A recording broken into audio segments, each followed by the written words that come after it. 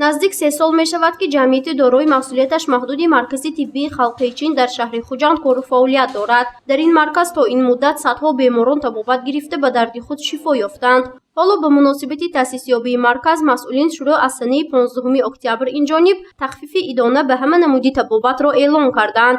تخفیف برای سوزاندرمانی 10%، کسلی‌های پوست 20% و به دیگر نمودی بیماری‌ها تا 30% مقرر کرده شده است. طبیب مرکز طبی خلقی چین سا رویفانگ میگوید مقصد از اعلان تخفیف‌ها این جلب بیشتری مزاجان به مرکز و در عرصه تأسیس یابی روح بلند کردن مراجعت کنندگان محسوب می شود. ما می‌خواهیم که در آینده باز هم فعالیت مرکز را وسیع نموده طبابت آسان و برای بیماران مفید را به راه مانیم. همچنین بعد 2-3 ماه در مرکز جای خواب نیز برای بیماران تشکیل کرده می شود و آنها امکان پیدا می کنند که بستری شده طبابت خود را پر در اینجا گیرند. غیر از این به راه ماندن تشخیص عضوی نیز در نظر است.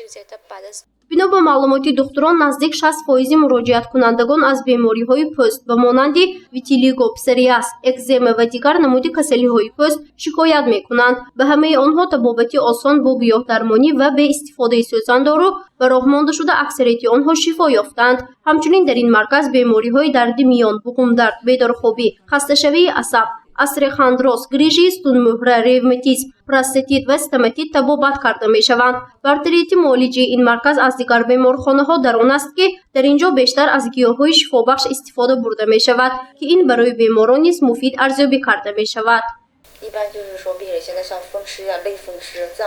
طبابت همه گونه نمودی بیماری ها در مرکز با گیاه درمانی به راه مانده می شود. در اینجا طرز طبابت پور با اصول بیمارخانه های دولتی چین و به طور قدیمی صورت می گیرد. این نمودی طبابت بی ضرر و برای سلامتی خیلی فایده‌مند نیست هست. یکی از اصولهای شفابخش قدیمی خطای این سوزاندرمانی می باشد. با آن بیمارانی که در درمانگاه طبی خلقی چین طبابت می گیرند سوزاندرمانی را متخصصان از خود جمهوری خطای می گذرانند. از همین سبب اکثریت طبابت گیرندگان درمانگاه از مراجعتشان به اینجا قناعتمند هستند. طبابت نهایت به درجه بلند و متخصصای صاحب تجربه بلند داروهای طبیعی همچنین بهترین سوزاندرمانی در همینجا حس کردم. در مابین 1 هفته همه ارتراژ من گم شد و جوری گردن من بی‌ملال حاضر گشته ایستادیم.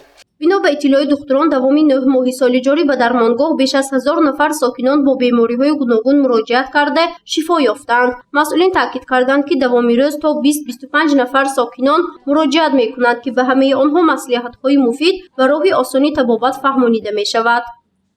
Bunu bizni qishlog'imizdan bir kishi kelib davolangan ekanlar, borib menga ham aytdilar. برای طبابت دردی پایم آمدم و من این درمانگاه رو یک همسایم از قشلاق که برای طبابت آمده بود توصیه داد. مرا درد پای خیلی عذاب میداد. بعد مراجعت الکی از روز دوم من بهتری را حس کردم. رحمت به کارمندان این مرکز. Bular dunyo turgancha tursin bizga o'xshaganlarni davolasınlar. بعد چند روز یعنی سنه 23 اکتبر به تأسیس یابی درمانگاه طبی خلقی چین در شهر خوجند 3 سال پر می شود.